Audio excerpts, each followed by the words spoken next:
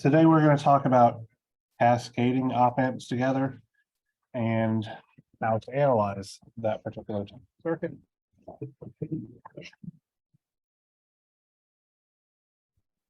Um,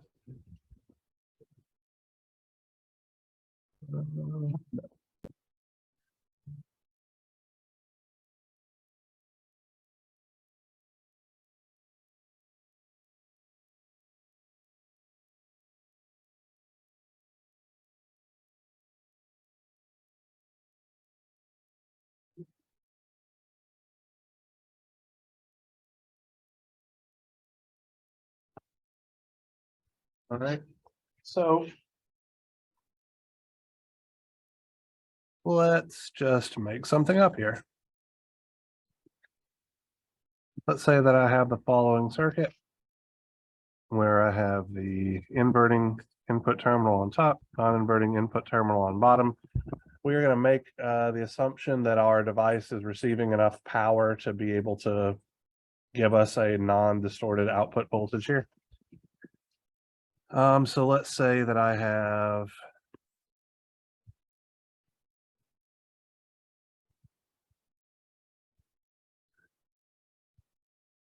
following situation.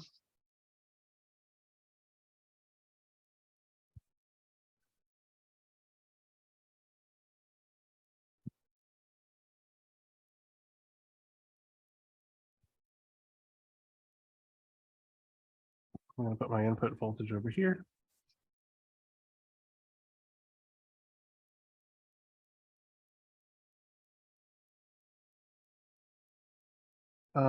Let's make this, just for the sake of argument, 10 kilo ohm resistor. This will be a 5 kilo ohm resistor. And then here, I'm going to have a 6 kilo ohm resistor.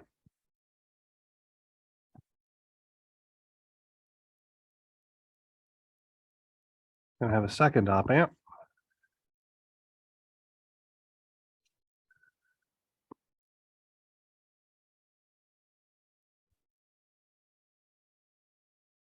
Make this 2 kilo ohms. Give myself another feedback loop.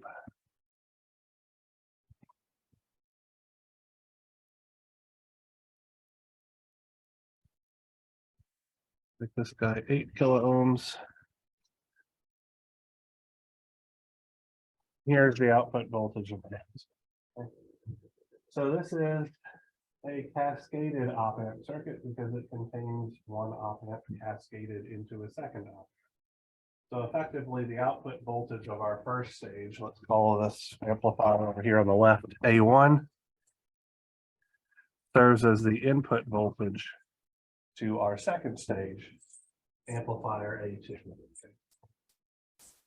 So what we're going to do here is we are going to use the ideal op amp rules to analyze this particular circuit and try to get some relationship between the quantities V out and V in. And then I'm going to talk about a different way that we can look at the analysis of this circuit by simply identifying the different stages and all of that kind of stuff. So this first method that we're going to use here is really how you would analyze a circuit like this if you didn't recognize the different stages of things. And I could make this harder by introducing a feedback resistor from the input of amplifier A1 to the output of amplifier A2, thereby breaking all of the things that we've done before. I asked you to do something like that in the homework. So anyway, so how we're going to look at this thing. Since we no longer have a single stage op amp, we can't really use the simple 3-step process, but the ideal op amp rules are going to apply, so we can make some observations here really quickly. The first things that we're going to know is that this current is 0 amps. This current is also 0 amps. This current is 0 amps. And this current is 0 amps. by inspection here, we can see that V1 plus, so this is the voltage present at the non-inverting input terminal of amplifier 1 is Vin. By inspection, we can also see that V2 plus, the voltage present at the non-inverting input terminal of amplifier A2 is 0 volts. And applying op amp rule number 2, we know that this voltage V1 minus has to be equal to V1 plus, has to be equal to Vin. Similarly, we know that this voltage right here, V2 minus, has to be equal to V2 plus, or 0 volts.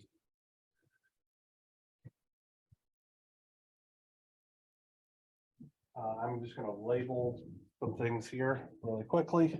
We're about to write a KCL equation, so we need a variable to use. So I'm just going to call this voltage at this node V op 1, where this is the output voltage for op amp 1. And if we apply KCL,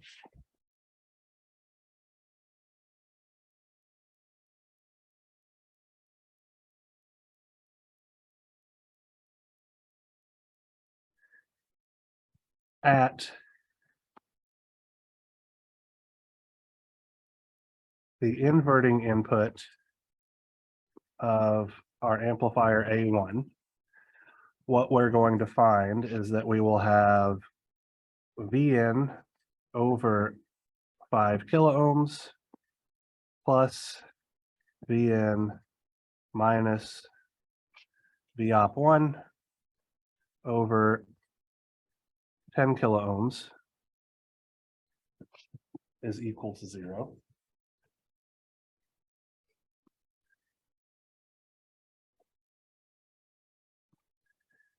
If we apply KCL at the inverting input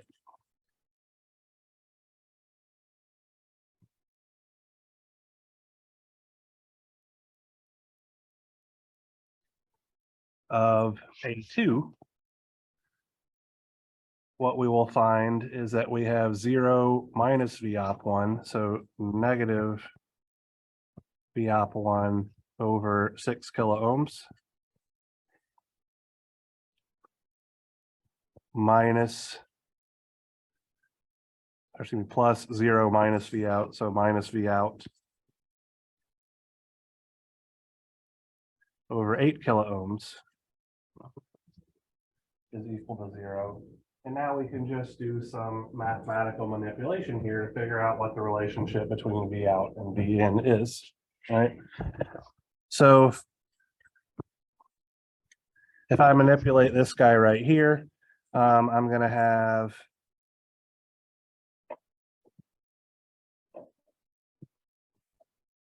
V op 1 will be equal to 10 kiloohms times 1 over 5 kiloohms plus 1 over 10 kiloohms times Vn. Manipulating this guy right here, we have V out is going to be equal to negative 8 kiloohms times V op 1 over 6 kiloohms, like so. And substituting in our relationships, we can see very easily that the ratio of V out to V in, actually, let's write this a different way. We could say that V out is equal to negative 8 kiloohms times 6 kiloohms times V op 1, where V op 1 is 10 kiloohms over 5 kiloohms plus 1 times Vn. what does this bit right here represent?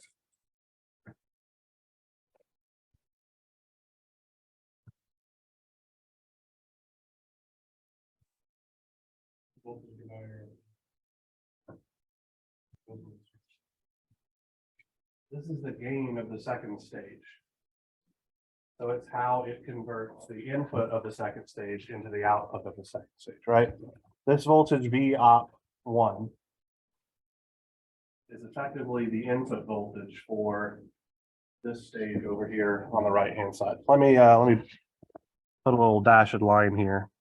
We can maybe catch what I'm throwing a little bit better, right?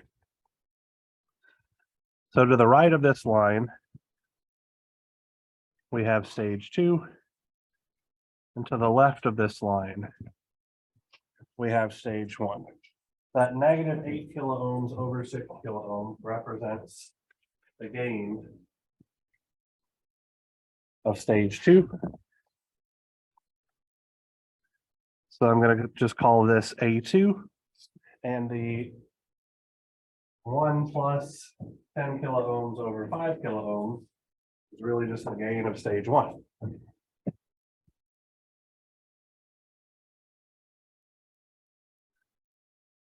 Right, so we can say generically here that for a cascaded system, the output voltage is just going to be the product of the gains of each individual stage. If we have 3 stages, it'll be A1 times A2 times A3, etc., times Vn, and therefore the overall gain of the system,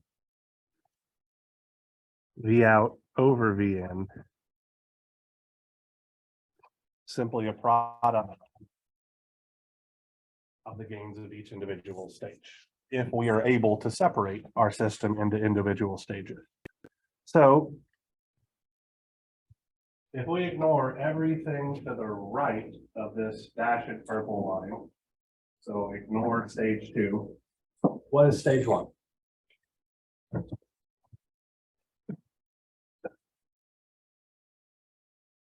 What did you say, Hannah? I disagree.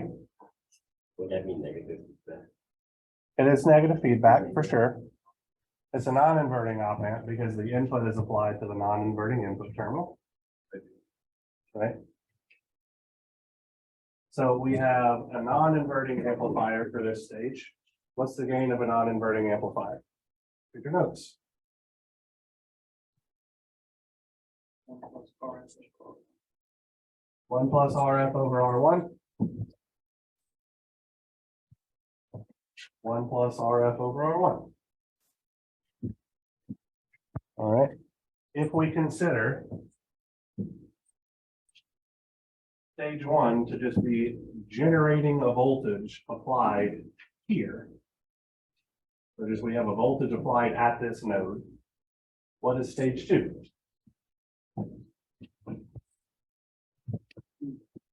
An inverting amplifier, which has a gain of negative RF over R1, which is exactly what we get. So if we can identify those stages, like we've just proven, this is what the voltage gain is going to be without acknowledging what those amplifiers were. But if we know what they are, we don't have to do any of this math whatsoever. We can literally just look at the damn thing and be like, this stage has a gain of 1 plus 10 over 2. So this stage has a gain of 3. This stage has a gain of negative 8 over 6. So negative 4/3. Multiply those together. 3 times negative 4/3 is negative 4.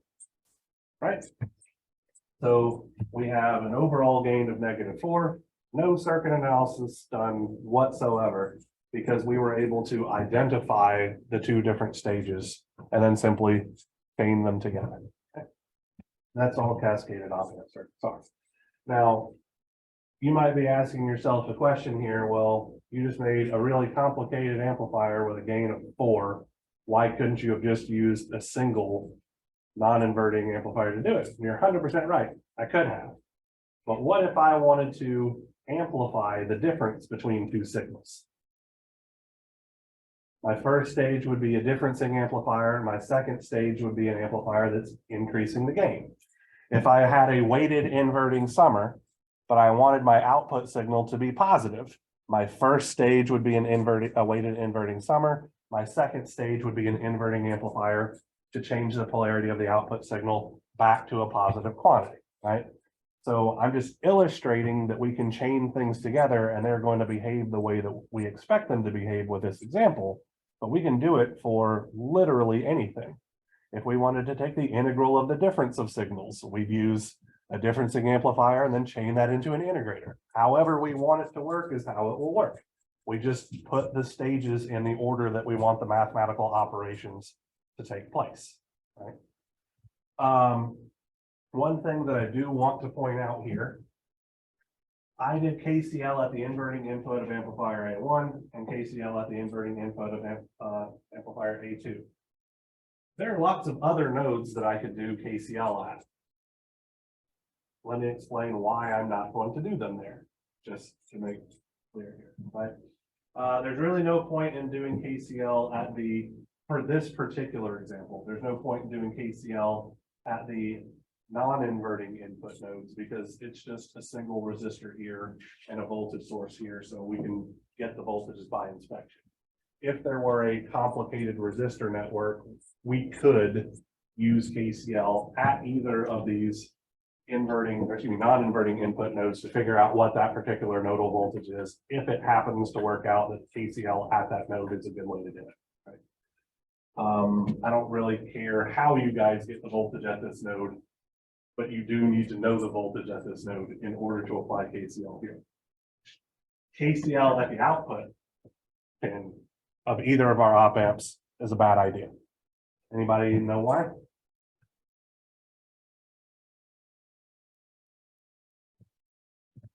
If I tried to apply KCL at the output terminal of op amp 1, I would be adding this current plus this current plus this current together.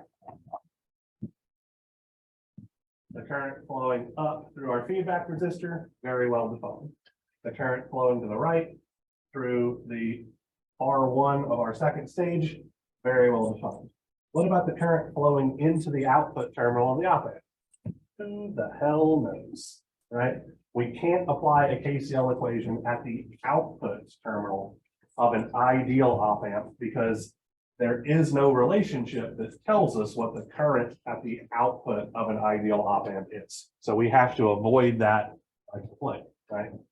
So instead of writing a KCL equation here, here, here, and here, 4 equations, 4 unknowns or whatever, we actually have to just use our voltage relationship here and here and only write KCL equations at our input nodes. Okay.